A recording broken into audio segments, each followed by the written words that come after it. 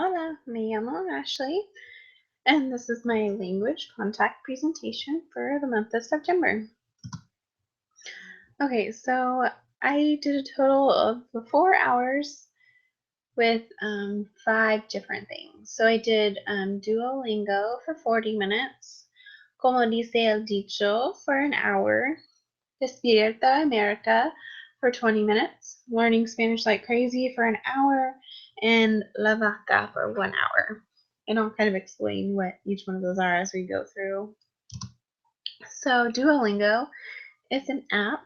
It's like an interactive app that you can get on your phone, and it just asks you to spell things or to say things or what does this mean and just different things like that. So with that, I learned a couple different words like disculpe is excuse me, lo siento is I'm sorry, cepillo de dientes is toothbrush, nosotros vamos is we go, which we learned from a class as well.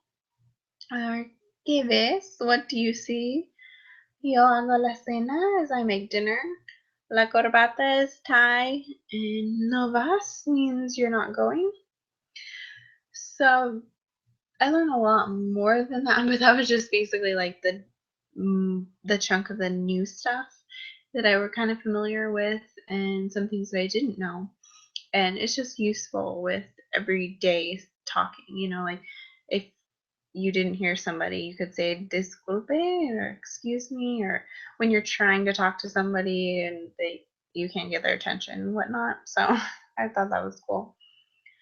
And so the nuances, there weren't really any nuances since it's just a learning app and you don't really see interaction between anybody or anything, but it's just a teaching and practice tool. And yeah, you just learn everyday items and terms and questions, but most of the words were family oriented and had a lot to do with family, so that could definitely be a cultural nuance.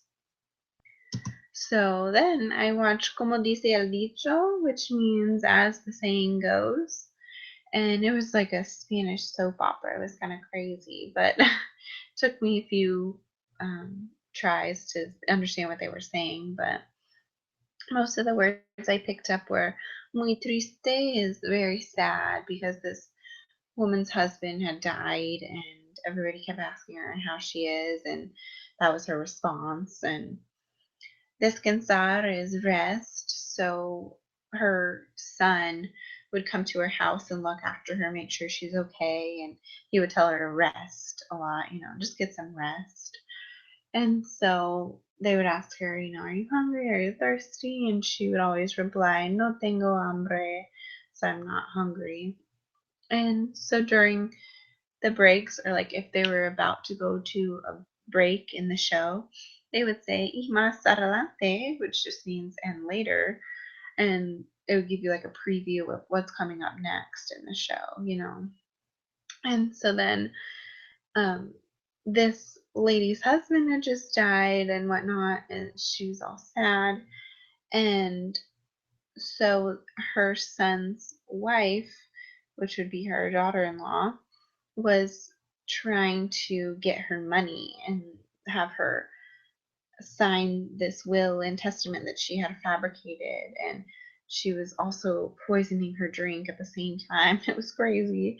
So she brings up this will and she wants her to sign all of her money and her mansion over to her. So she's trying to trick her, and the elderly lady says, no tengo mis gafas, which means I don't have my glasses. I can't read this document. I don't know why you want me to sign it.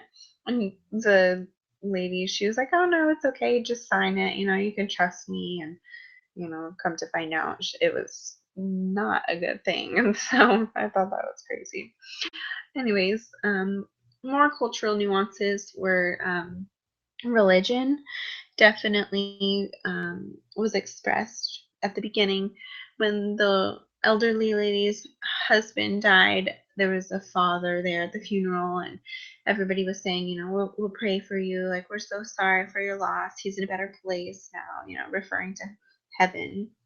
And so they would pray in the show a lot too, which we don't really see here in America. So I thought that was kind of cool.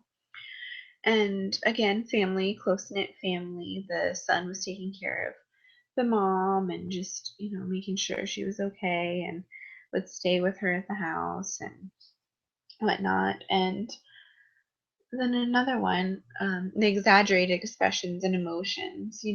Soap operas are obviously dramatic, but these emotions were just over the top, just totally accentuating their feelings and common statements and, stuff like that. So then I watched Despierta America, which just means Wake Up America. And they were going over the Pope, the Pope being here in America and just kind of covering that. So they were in the Capitol and they said that a lot. El Capitolo is the capital, and he's a muy importante persona, a very important person. And as people were arriving, the news anchor would say, they're coming in at the same time and saying mismo tiempo. I had to look that one up. I wasn't really sure what mismo meant, so that was cool. And then they said Papa Francisco sale de el capítulo tras su discurso. And that just means that Pope Francis is leaving the Capitol after his speech. And as they were doing a live news feed, that's what they were saying. And it was funny, the news anchor, as he was leaving and getting in his car, she was like, Estoy tomando un foto. And she's like, I'm taking a photo. And she just like took out her phone and was taking pictures while she was broadcasting. It was pretty funny. And then as the anchors would go back and forth to each other, they would say, permite escuchar, which means, let's listen. Let's take a listen to what this news anchor has to say, or this news anchor.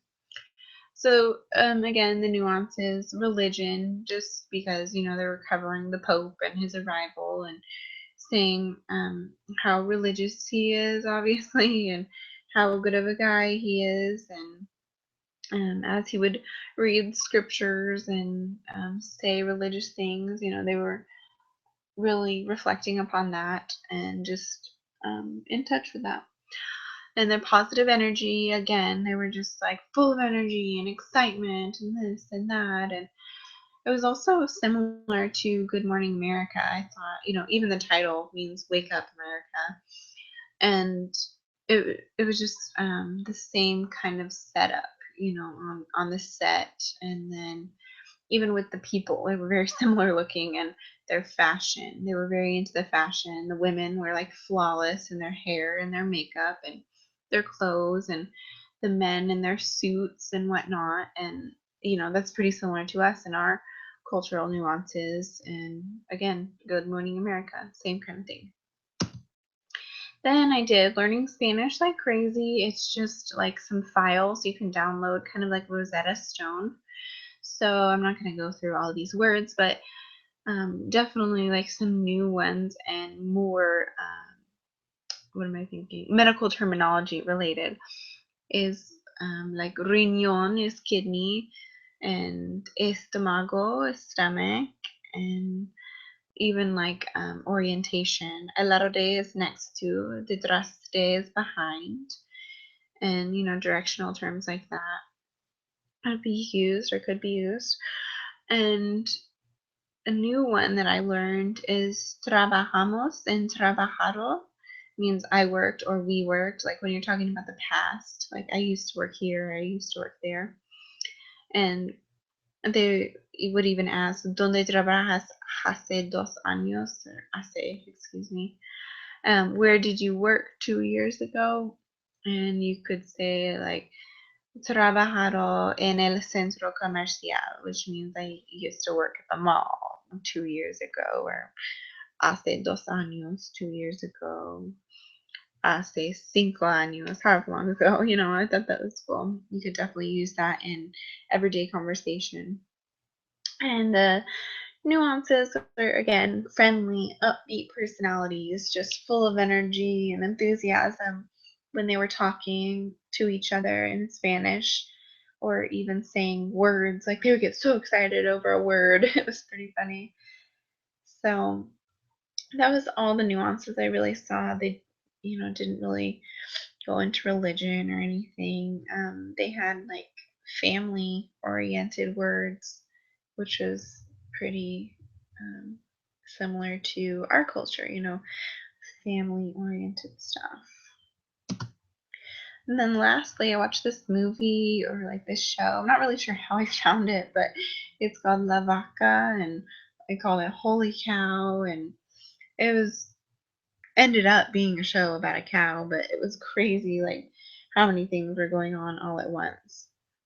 And so, these two guys, these two brothers, were taxi drivers. So they would say un atajo is, I know, a shortcut, and they would like go speed off in their taxi and whatnot. And a man in the back of their taxi said, "Mi deja mi cartera," as I left my wallet at home or wherever he left it. And so he had to like turn around and go back, whatever. And so the two brothers, the two taxi drivers, one of them says to the other, "Préstame 100," is lend me 100. He was asking for $100. So I had to look that one up, but I thought that was pretty funny. And he was in one part, one of the brothers was telling the other brother to go on, like keep driving, and he kept saying, "Sigue, sigue," and just repeating, "Go on, like hurry up." And so then one time, one of the brothers picked up this lady, and she was needing to go to a funeral. And once he found out she was going to a funeral, he was like, "Oh, condolencias," is just condolences. He was giving her his condolences. And so then they got to the funeral, and they were celebrating the death of this guy, just celebrating his life. I mean, instead of celebrating his death, I meant his life. And so they were talking about him, and one of the guys went up there and mentioned something like lleno de amor, which he means he was full of love, just a great guy, and he was this and he was that. And then they even mentioned infección, and he died of an infection, like an infection of a bug bite, they said, which I thought that was kind of crazy. But then as the night went on, there was like people passing out and like sleeping on the floor and whatnot. And the woman that needed to go to the funeral, she mentioned son borrachos, which just means they're drunk, they're a bunch of drunk people. And I thought that was funny. And anyways, the show ended up being about this holy cow or holy cow or whatever they were exclaiming, because the guy who had died had a big amount of money and a good inheritance, and that lady who needed the taxi driver ended up being an heiress. And yeah, that's how it tied in with the cow. Because at first I was like, what the heck? But anyways, it came full circle and eventually. So the nuances are family, again, close knit family, very tight and loving, and taking care of each other, especially in this time of loss. And again, religion, they had a father from the church at the funeral and praying a lot, and all that kind of stuff. And again, very friendly and upbeat and just celebrating life, and even like taking in people off the street. Like there's this one part in the show where they just gave this random lady, like next to the party, or like outside of the party, they gave her like a bunch of tamales and enchiladas, and just like really friendly people. It was cool. And then festivals was another thing I put for this cultural nuances. They definitely like to celebrate a lot. Latinos and Latinas like to celebrate and have parties. So I thought that was really cool that, instead of at funerals here in America, people are typically sad and grieving and whatnot. But in Mexico, they were in Guatemala, they were celebrating this guy's life, and not grieving about him, just celebrating his life and his accomplishments, and kept saying, he would want us to be happy, and we're going to celebrate him, and we're going to drink and eat and this and that. So I thought that was cool. They had many festivals during the movie. So yeah. So all in all, wrap this up. I learned a lot and definitely had to look up a lot of words, but again, that's how you learn. So especially with the TV shows and the soaps, they would talk really, really fast. So I'd have to rewind a lot or pause and whatnot. But I had a lot of fun just picking up the pieces and putting them together and even relating it to what we learned in class. And I was like, hey, we learned that in class. That's pretty cool. And just getting to know the differences and similarities between our culture and the Latino culture is just really cool. And the differences makes me want to learn more about it. So, yeah, all in all, it was really fun 4 hours. So, thanks for listening, guys.